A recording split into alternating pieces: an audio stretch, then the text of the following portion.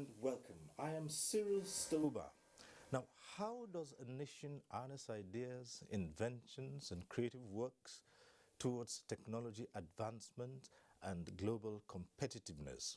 Now, that's a question taken right out of the stated goal of an organization which is key to the needed technology advancement of Nigeria. Now, this edition of One-on-One focuses on building and maintaining the blocks that are the bedrock of a technology revolution. I'm sitting with Dr. Dan-Azumi Ibrahim, Director General of the National Office for Technology Acquisition and Promotion, NOTAP. Dr. Ibrahim, thanks for joining us on One-on-One. Thank you very much. The first thing one wants to talk about when we mention NOTAP is, can you really transfer technology? Acquisition, yes, but transfer? Yeah. You see, technology is a product of research and development. It's a product of skills.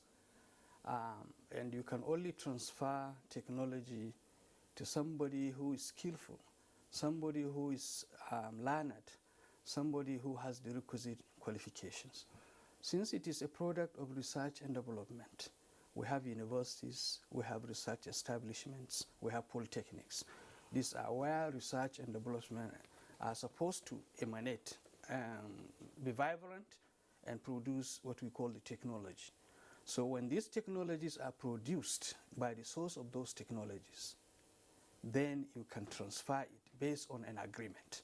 Because it's a product of hard work, it's your intellectual asset, you don't just give it free of charge. So you have to negotiate. If you need my technology, because it's the product of my intellect, we have to agree with you, how much would you pay me? So technology can be transferred, but under an agreement. All right, so it does follow then that the technology we're talking about here can be indigenous, both indigenous, and also foreign. Yeah, you're absolutely right. For indigenous technology, see, right from time immemorials, right from the Stone Age, our people have developed some technologies. They have developed some skills. And sometimes you discover that some skills are particularly peculiar to certain family or environment, and nobody else gets that kind of technology. So you have to come very close to those organizations, those communities, those individuals, for you to get these technologies transferred. So it's like you have an asset, and you can only give that asset to somebody you love, somebody you like, somebody you care for. So if somebody comes and say he wants to take my indigenous technology, I know what I had to labor to get these technologies perfected, and it is producing product and services, and people are happy with it. So we have to agree. In what terms do you want me to give you this technology? In what terms do you want me to transfer things? But in most cases, our indigenous technologies are transferred from one generation to another within a family. Maybe if the father is getting old, he will bring maybe his favorite son and now teaches him the art of that technology. But for the foreign technology, because like we register technologies that come into the country, and through the registration exercise, we realize that Nigerian economy is powered by foreign technologies. More than 90% of the technologies we consume are foreign. Right. And they are foreign because they are product of research and development. Those countries that have been able to come out with those technologies have spent a lot of money. They have a very vibrant research and development activity. So your universities must have to be very good. Your polytechnics must have to be very good. And you have capacities also. If you have these two key, you have the capacity, you have the facilities, and equally important, you have a policy.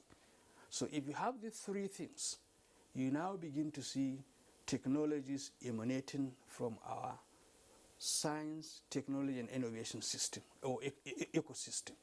So if these technologies are coming from the ecosystem, they can only come from the ecosystem when you have these two major issues. You have the capacities and you have the facilities. So our consumption of foreign technology is because our research and development establishments, I'm sorry to say, they are not well funded. One, there are infrastructures that are lacking. Two, there are other issues. So you realize that even though the funding is weak, still some technologies come out from the system. But those technologies, if they don't translate into product and services, they are of little or no value to the system. So that brings us to the big question. How do you develop how do you build your research and development? How do you get those institutions that you've just mentioned to engage in serious R&D as to, bring up technologies that can, You see, there is a key issue, funding. You see, we have people who are intelligent in this country, very, very intelligent people, very hardworking people, and they still manage, notwithstanding the constraints within the environment, they still come out with some inventions and innovations. But there is one key issue also. We have a very weak culture of intellectual property protection. Our researchers who work hard come out with some innovations and inventions that have potentials to translate into product and services. But we are in a hurry to tell the world, yes, we have hit that invention. You publish a paper, you go to conference, you discover A to Z of that invention. Then it is now you have divulged this into the public domain. You have no monopoly whatsoever of that intellectual asset. That is an issue also within the science and education innovation system. So what we're trying to do is to educate. We don't say don't publish, but before you publish, you have to make efforts to protect that intellectual assets. And that intellectual assets could bring billions of dollars to this country unless it is properly managed. So if you don't protect it, somebody very smart could read your paper, go through your methodology A to Z, replicate it, he will have the technology on his hand. You understand? So what we're trying to do is, we don't say don't publish, but come to NOTAP would assist. We saw a gap in NOTAP.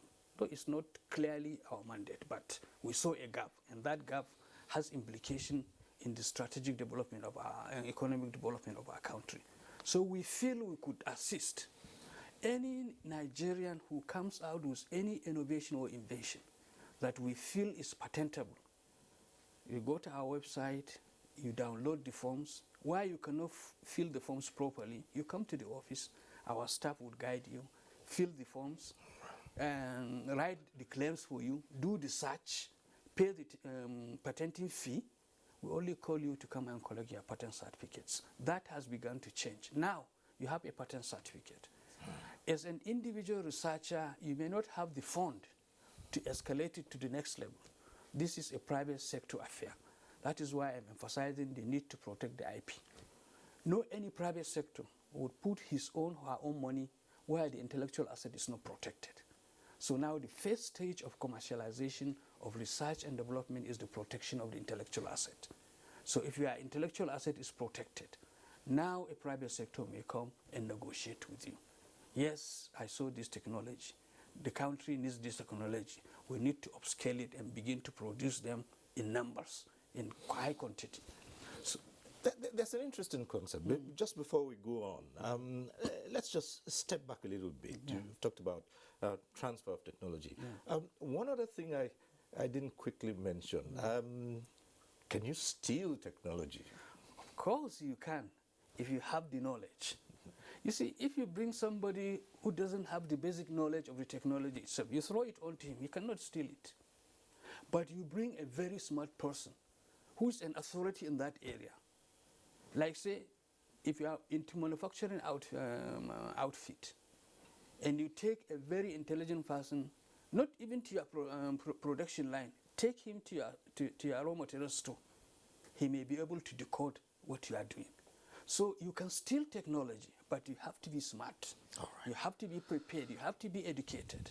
Right. I can understand the fear you expressed about rushing to publish. But again, it is said that this country, Nigeria, is in a hurry to develop. Yeah. And therefore, people who are innovative should move fast enough. Now, one of the biggest issues is that it takes a lot of time to go through when you have just developed something, going through acquisition of the rights, patenting. You know, you have to go through all kinds of channels.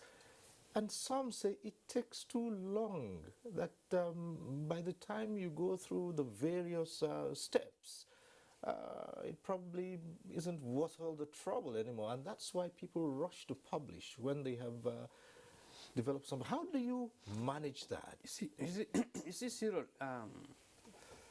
it's better to take your time to protect your intellectual asset than to rush and throw it into the public domain. It will take you 4 or 5 years to work on a research and development effort. And if it takes you maybe 2 or 3 months to get it patented, it's worth waiting. You understand? That is the best stage. It's like you have a land that does not have certificate of occupancy. It's prone to encroachment. So also the intellectual asset. So no technology can be developed within a period of say 3, 4, 5 months. No. Some will take you 4 years, some will take you 5 years, some will take you 6 years. If it has taken you 6 years to come out with something that could change your life completely, why wouldn't you wait, even if it would take you 6 months to protect that IP asset? It's better. So we don't need to be too much in a hurry. You see, sometimes it's when people say speed kills. When you rush, then you lose everything.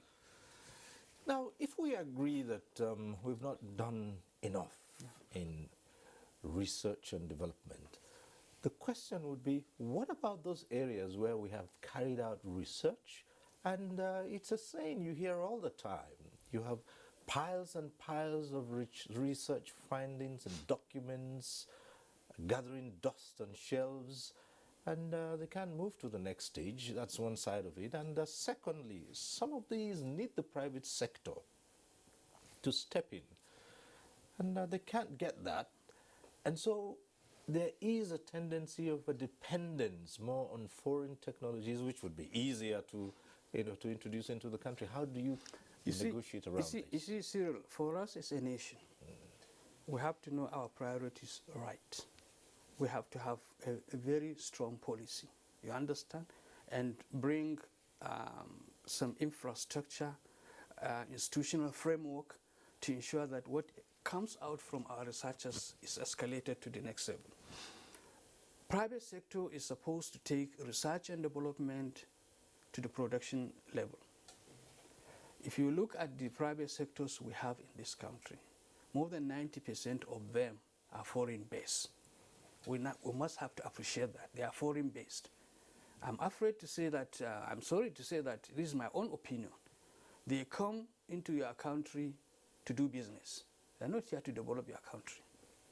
And their major and their primary objective is to produce, make money, and remit their money back to their respective things.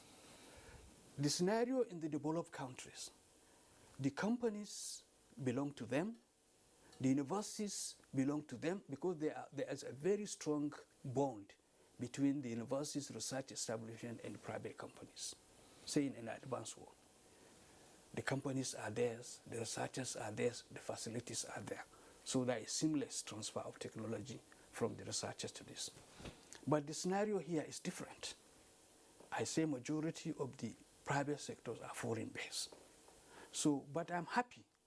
Some of our local industries, particularly Dangote in particular, I'm telling you, he's doing a great for this country. And it's a matter of time you begin to see the impact of his intervention. We need people like him that will take some of those R&D to the next level. Now, the issue of private sectors are not coming in. If private sectors are not coming in, we have responsibility as a government to bring out an institutional framework that would harness some of those research and development efforts and move them to the next level. Okay. So that brings us to the core mandate and the work of the National Office for Technology Acquisition and Promotion, NOTAP, which you head. How has NOTAP been able to make the difference in this? Yeah. I made it to give you a brief because probably some people are hearing the name NOTAP for the first time. Though we've been in existence for a very long period of time, about 30 years. We regulate inflow of foreign technology. How do we regulate inflow of foreign technology? If any Nigerian say, I put it in a very simple language for everybody to understand, is want to establish, say, a manufacturing outfit, and he looks within the four corners of the country and doesn't get a competent technical partner, the only option available is to go outside the country and get an experienced and competent technical partner to help you realize your dream.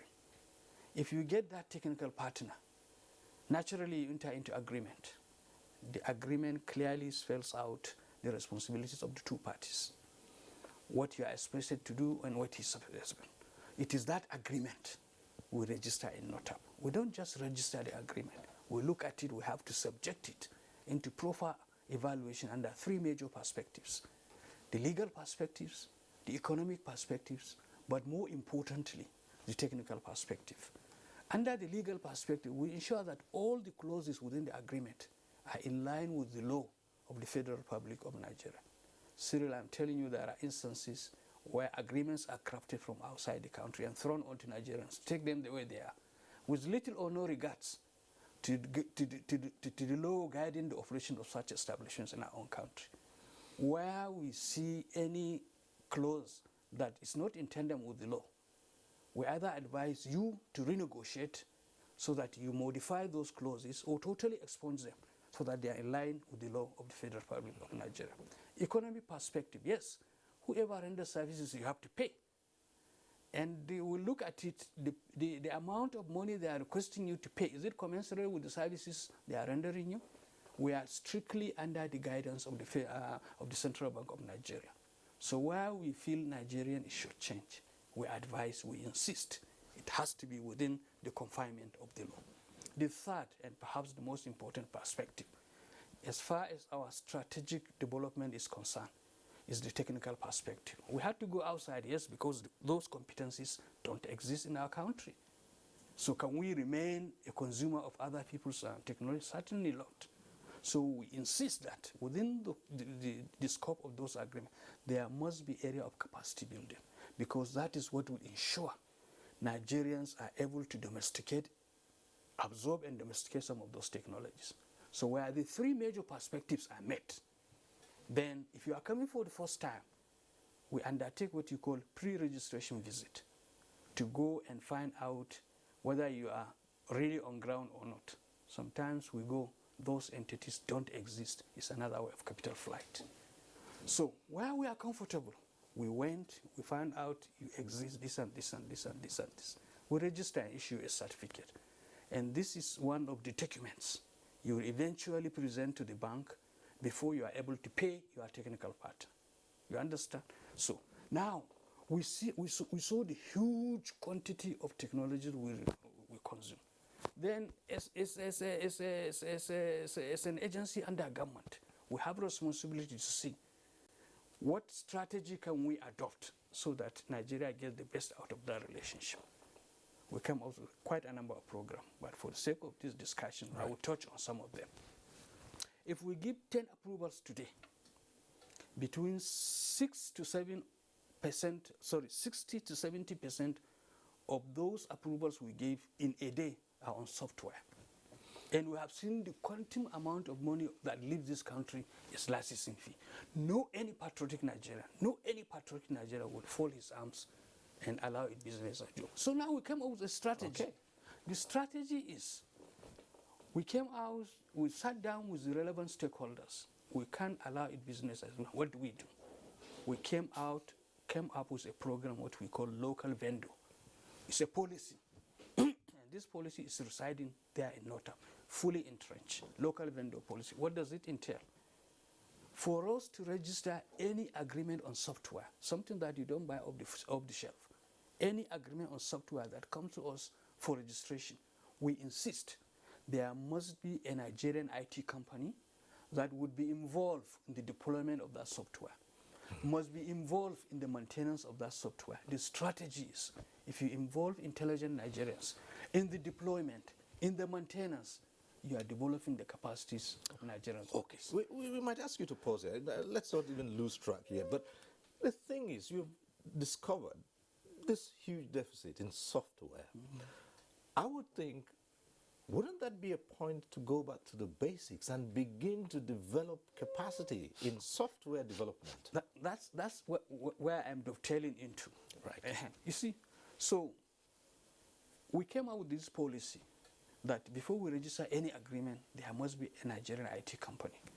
You see, for the owners of those softwares, if they want their product to work perfectly, they have no option but to train Nigerians on that aspect. So strategically, you are training Nigerians. You pay the licensing fee, but there is another caveat: continuous milking of the system. After 1 year of operation, you still pay between 12 to 23% of the licensing fee as maintenance fee. We insist that if a Nigerian company is involved in the deployment, is involved in the maintenance of that software, 40% of that ATS should be paid to the Nigerian as compensation. So you are developing capacities and at the same time giving them 40% of the ATS. The two implications: after giving them the financial muscles, that 40% that would have gone outside the country remains in the system. So now, through the maintenance, through the deployment, you are developing capacities. Then you are giving them some kind of maintenance compensation. So I'm telling you, after 7 years of operating that policy, we realized that we took a survey to see the impact of that. All right. I'm telling you, we have tremendously developed capacities of Nigeria in terms of software development and application. I'm glad to say some of those local vendors have not only developed softwares applications, but have started exporting softwares across the West Africa region. Right. West Africa, even in North Africa, we have them. Fasil is there, and Computer Warehouse Group. For those people who are in Lagos, if you knew Computer Warehouse Group 7, 8 years ago, now you go there, you'll be amazed. They develop capacities of young, talented Nigerians, and the 40% they are getting as ATS has been able to provide them facilities that will help them translate what they have learned into tangible products and services. That is the impact of the software development. Now the other issue is, through our intervention, you see, we realize that the universities are looking at one side, the manufacturers or the private sectors are looking at another side. And unless the research and development of our innovation system have relevance to the industry, Right. and they are of interest to the industry, and they are working together, I'm afraid we will, for a very long time, remain a consumer nation of others. So how do you bring these two groups together in very critical sectors of the Nigerian economy? And I'd like you to have at the back of your mind, agriculture, for instance. Yeah. You see, we also saw that there's an opportunity. Because we are regulators, when we call the private sectors, the industries, they come. Because they bring their agreements for us to approve. I'll tell you one instance. I will not mention the name of the company. It's an international company. They brought their agreements. In the process, because we have to thoroughly study the agreement, look at the files before I finally give the approvals. In the process of looking into their files, I realized that they are importing calcium carbonate from as far as China. And we have series of calcium carbonates dotted across the nation. We had to call the MD for a meeting. Please, sir, why must we have to go as far as China to import calcium carbonate? Don't we have calcium carbonate deposits in this country? Say, we have. What is wrong with our calcium carbonate? Say, our calcium carbonate has a lot of quartz, sand, silica sand, you understand? So it affects their machinery. Then we say it's an opportunity. We bring in technology, you understand, if you don't have it here, or you can commission Nigerian universities to undertake a research on our Nigerian calcium carbonate to remove those calcium silicate from so that it meets your specification. So it's okay. Well, we gave you an option. You either bring in a technology that could refine Nigerian calcium carbonate to meet your specification, or you engage Nigerian researchers to undertake research that will remove calcium silica from Nigerian calcium carbonate to meet your specification. We will give you in the next 2 years. If you don't do anything, I'm afraid when it comes to renewal, we may not be able to renew this thing. Sometimes you have to use a second car. I'm telling you, within 1.5 years, that technology came into this country to remove silicate or quartz from Nigerian calcium carbonate. And that company came back and told us that now they are meeting their calcium carbonate locally. They made one small company where at least they buy nothing less than 60 to 70 million worth of calcium carbonate. At that time, from that small company, the company is expanding. But more importantly, the technology of removing the calcium and silicate from the calcium carbonate is now fully domesticated in the country. So that is an intervention, strategic intervention. Okay, so now this is one case of bringing the industry needs to So there are other issues. Yes, There are other issues. Okay. You see, government alone cannot handle everything.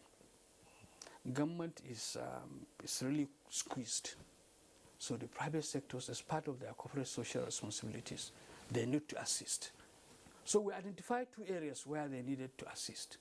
One, in developing the capacity, because that is the future of the nation. If you develop capacities, I'm telling you, it's just a matter of time. You see us springing to the next level. So we came out with what we call NOTAP Industry Technology Transfer Fellowship. It's like a scholarship. Instead, as part of their corporate social responsibilities, instead of them to go and dig a borehole in a village, by the time the borehole breaks down, that's the end of the social responsibility. We insist develop capacities. We come out with this NOTAP Industry Technology Transfer Fellowship. That was a kick-off in 2016. Let them sponsor, let them tell us the areas of their research and development they feel Nigerians can participate, because 100% of their R&D, particularly the multinationals, are done outside the country. We say for us to approve R&D funding, you have to commit certain percentage that should be spent in this country, like developing the capacities and also providing some facilities. So we came up with this scholarship. It was in 2016, with only 5 companies at the first instance sponsoring six companies sponsoring 6 candidates. And what we do is give us the area of your research and development needs you feel Nigerians can. We advertised. Nigerians apply, but people who have finished master's degree and they are going for PhD, these are the critical level of manpower we need to develop a system. And any research and development at that level is most likely to translate into product and service. We started with 6 companies, and they sponsored 6 Nigerians who have finished masters and are going for PhD in various institutions within the country. It has to be tenable. We have a reservation for taking people outside the country. So I'm happy to say that 3 of those first set have recently graduated. One has been sponsored by Nestle Nigeria Limited. She has from University of Nigeria in Nsukka. I think she came with a winning feed formulation, which is likely to translate into a production line. So the second one was sponsored by Airtel on this security, cyber security, and what have we. And it is of significance to Airtel. The other one, I think, is from Animal Science Department, University of Maiduguri. So that was the first. Then we also insist small companies to come in. In 2017, additional 10 came in, additional 10 candidates, right, and doing their research and development based on the operations of those industries. Now, of recent, just about a month or 2 months ago, we had additional 5. So now we are trying to bring the academia and the industry together. Once the academia and the industries are working together, then you will see research and development translated into product and services. The other issue, even if you develop the capacity and you go to the laboratories, the facilities are dilapidated in some cases. So for you to have a credible research and development, the facilities must be good, must be of standard. We also feel as they're part of their corporate social responsibilities. Let them assist the institutions by providing them the critical equipment they may need in their research and development, excuse me. So I'm happy to say one company had really keyed in, PZ Cousins Nigeria Limited, and we started in 2018. They upgraded 3 laboratories, one University of Calabar, the second one Modibo Adamawa University, the third National Research Institute for Chemical Technology, Narik Zaria. So after the commission of those facilities, now the research team of PZ went round to those laboratories to see how they can now establish what we call a joint research. Now you are bringing the academia and the industry together. After this success of the phase 3, now PZ become further committed to upgrade additional 6 laboratories, 1 in each of the geographical zones of this country. Okay. Out of these 6, 2 have already been commissioned. 1 in University, Alex Ekome University in Ndufu, Ebonyi State.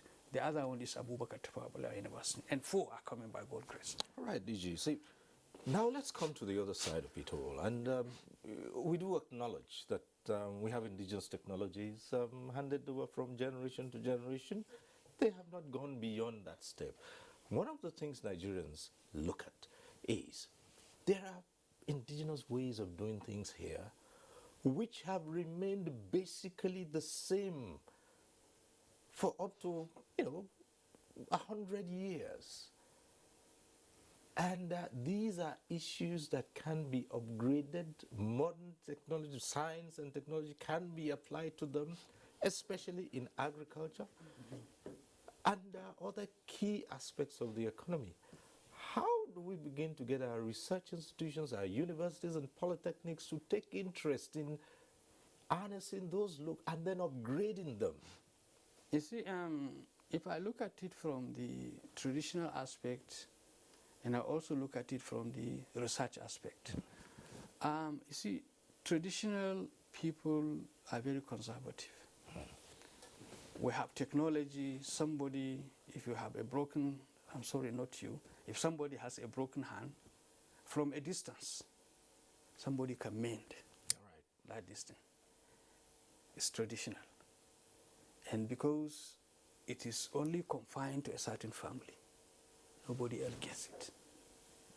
And it's only maybe when the old man is thinking maybe very soon he would die, he would transfer it to his next generation. That is why. So now, even if there are some traditional medicines, the traditional practitioners, they hold this technology tenaciously into them. I don't blame them. If they release it, is they feel maybe somebody would steal their knowledge. So there must be an agreement, there must be an understanding between the traditionalists and our researchers. They will be able to tell you, these are the plants we use, this. They may not be able to tell you the formulation. You understand? So unless we have an agreement, we sit down, okay, we have signed an agreement, we'll do this and this and this and this. You can see them now translating into larger volumes. But for research and development, you see, I'm confident our researchers, particularly in agriculture, they have done a lot. They have done a lot in terms of changing the genetic composition of some of these seeds. But then how do you now bring in the traditional, practitioners, the traditional farmers, those who have done this? It's a very usual thing to hear people say, look, it's the way our forefathers have been doing it. And let's face it, people are skeptical about modern trends, aren't they, in this part of the world? You see, Cyril, we need to balance. Because some people might say what is produced is hybrid, blah, blah, blah. We need to balance. You see, it's when you are fully satisfied, hunger doesn't exist, then you have a choice. But where your survival is at stake, in my own opinion, this hybrid, this modified, these things, they are not as bad as how people are portraying it. So there need to be a lot of public enlightenment. You understand? You cannot continue to operate at the traditional level to produce what will be enough for the country. No. You have to bring in science into it. Machinery, for instance. Yeah. You do see farmers in the rural areas, they still go through the drudgery of cracking nuts using their bare hands.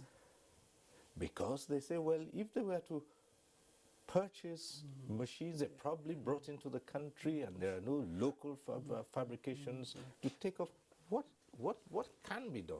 You see, Cyril, we need to have a policy on ground. As I had said earlier, Nigerians are good.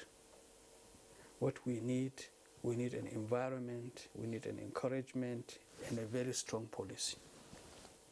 If today we decide that we want to produce tractors, or we want to produce these simple implements that will help farmers, there is one technology I saw from China.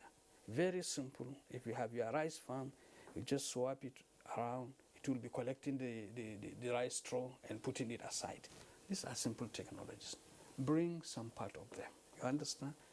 And challenge our engineers. We want you to produce something like that. Give them all they need. In the first instance, it may not be 100% perfect. It may be 50 or 60% efficiency. You look, you bring professionals again. Look at it again. How do we improve on that? By the time, after incorporating some of those observations by the professionals, you may skyrocket the efficiency from 50 maybe to 70 till when you get perfection. Once we get the perfection, that is now when the policy issue would come. No more importation on anything like this. That will force us. I'm telling you, if you have to import, there is a heavy price for that. Then we encourage.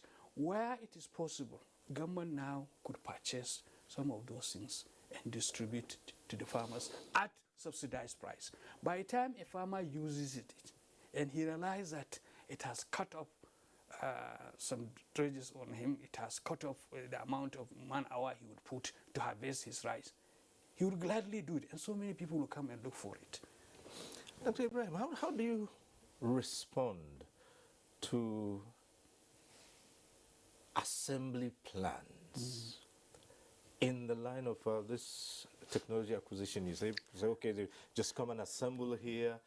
You think that no, is it's not enough. You see, before any assembly plant is established, in my own opinion, and it happens in other countries, you have to have the needed capacities waiting for that technology to come into the system.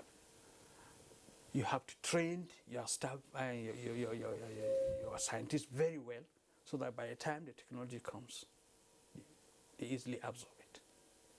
So if you don't do that, you are just bringing maybe completely knocked down parts into the country and you assemble it. Yes, you are developing some capacity, but that's not the capacity we want. In the event those people fold it up and go, can we replicate it? So that is the issue. So we have to deliberately build capacity, even if we take sector by sector. It's a pity. We still bring in people to come and do what we call turnaround maintenance of our refineries. For a very long period of time, we've been refining oil through other people's technology. It's high time this technology is fully domesticated. I'm telling you, if we actually will do it, there is a gentleman, Professor, from I've forgotten the name. It's in ABU Zaria. He studied in Russia, and after he read chemical, Professor Dabo. He's in chemical engineering department in ABU Zaria. He studied in Russia. He worked in one of the refineries. By the time he came back, the guy is loaded with the technology to refine crude oil into products. He has established a mini refinery in ABU Zaria. It is refining 1,000 liters per day. Okay. You see, these are the key. So if people like him, you understand, now it's on his own he feels the need to establish that refinery. If we had started that long time ago, the technology of refining our crude should have been fully domesticated. DJ, let's touch on one aspect which we haven't talked about, and that is the attitude of the Nigerian now. And much has been said about that. Not wanting what's produced here and preferring what's been brought in. Yeah. Because the general thinking is it certainly wouldn't be of standard. How do you respond to that? You see, I agree, and I think it's a matter of, in my own opinion, a matter of policy. Thank you. Yes, you have test for foreign goods and services. Let's put a very high tariff. If you must have to enjoy foreign goods and services, you have to pay dearly. That is what will strengthen our capacity to produce locally. Take example of this rice revolution. If probably government had not put its feet firm on the ground and say no more importation of rice. You understand? Our taste began to change from foreign rice to local rice. Before, more than 90% of the rice we consume are imported. But now less than 10% are imported, and we're enjoying local rice. So that is where a policy would come.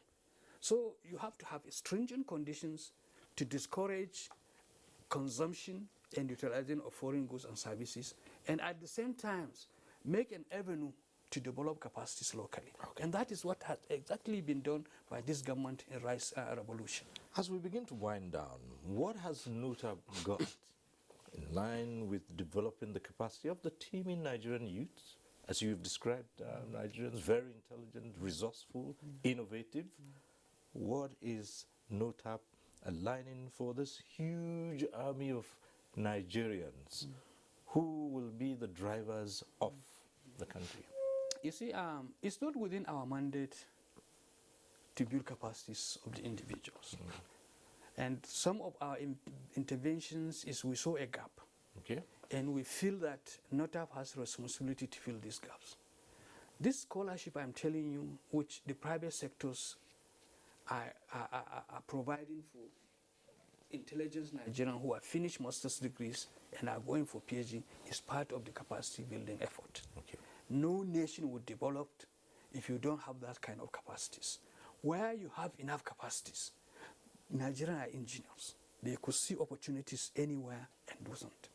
So we also feel maybe as part of our own regulation to encourage the private sector, you understand, to begin to work with the universities, with the research establishment, with the polytechnics, so that they will begin to appreciate the quality of the human capacities we have in the system. When we started this IPP, NUTAP Industry Technology Transfer Fellowship, some of the industry thought we are just looking after them to give money. We say, no, it's not the money we want.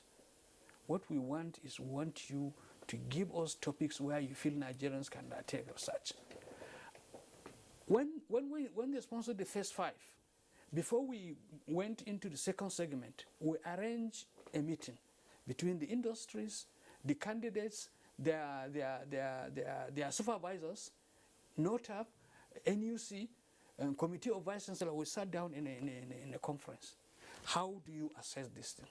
I'm telling you, they say their perception has changed completely. Okay. Now they were in a hurry to see that this first segment is fully completed. They were ready to engage more in the second segment. That is it. So we are just being strategic. It's not part of our mandate, but we feel a gap. We see a gap, and we have responsibility to fill in this gap. Now the other part of it, promotion. Yeah. It's a technology acquisition and promotion. Yeah. That's the part that we wind down with as we begin to promote technologies and encourage, if I might use the word, people to go into more serious research and development. You see, we are constantly in touch with the academia, because from the agreements, we see areas where we need to develop capacities. We see areas where Nigeria is spending a lot of money. So where any innovation or invention comes up, we used to have what we call Techno Expo.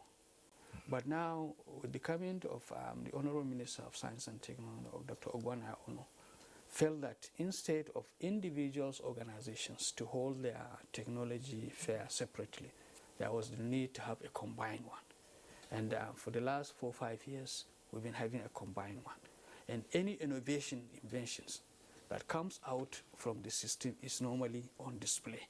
And you see people appreciating what Nigerians have done. But the key issue is, which we are also filling in the gap, as I said earlier, some of them, the IP are not protected. So we follow them, we protect the IPs. In 2019, 65% of the IPs protected in this country came through NOTAP. 65% of the patent certificates issued by the patent registry came through NOTAP. So that is the first stage. So when they come, they display. Quite a number of people show interest. And there is what we call like matchmaking. People now are beginning to translate. Now, if you go to National Board for Technology Incubation, they have products. Some of have even been quoted at the stock exchange. Right. So this Techno Expo is a promotional exercise, and we need to continue with it. And but more importantly, we need to be patriotic as Nigerians. Right. And as you speak about technology incubation, what's the level of your collaboration and cooperation with sister agencies whose mandate, have to do with what you are promoting as well? We complement each other, and most of them are within the science and technology family, within the National and Federal Ministry of Science, Technology and Innovation. So we are constantly in touch with one another. We assist in any innovation that comes up within the system. We protect it. Where it needs publicity, we provide publicity. Where we need contacts, we provide the contacts, particularly the linkage with the industries. Right. Thank you so much. It's been interesting talking to you. And just for you do provide extension. When you say extension services, that's a suggestion of what exactly? No, we are not providing extension services. Okay. But we link innovators and the areas where the industries that need them. That needed them. Yes, sir. Okay. So in the final note, if that is the final note, I think we need to realize that the development of our country securely rests on us Nigerians. And we should not be under any illusion. Somebody will come from any country, a non-Nigerian, to come and develop our nation. We all have responsibilities as individuals. You play your part, I play my part. Collectively, we move our nation forward. We have no option. Thank you very much. Dr. Dan-Azumi Ibrahim, Director General, National Office for Technology Acquisition and Promotion, NOTAP. Yes. It's been interesting talking to you. Thank you very much. We hope you come again to tell us how much progress we've made in acquiring those much needed technologies. Thank you very much. We'll be glad to be here. Right. Thank you, sir. And that's our program today. We thank you for watching. Next week, we'll be back with One-on-One. I am Cyril Stober. Continue to stay safe. So we have passed 1 hour.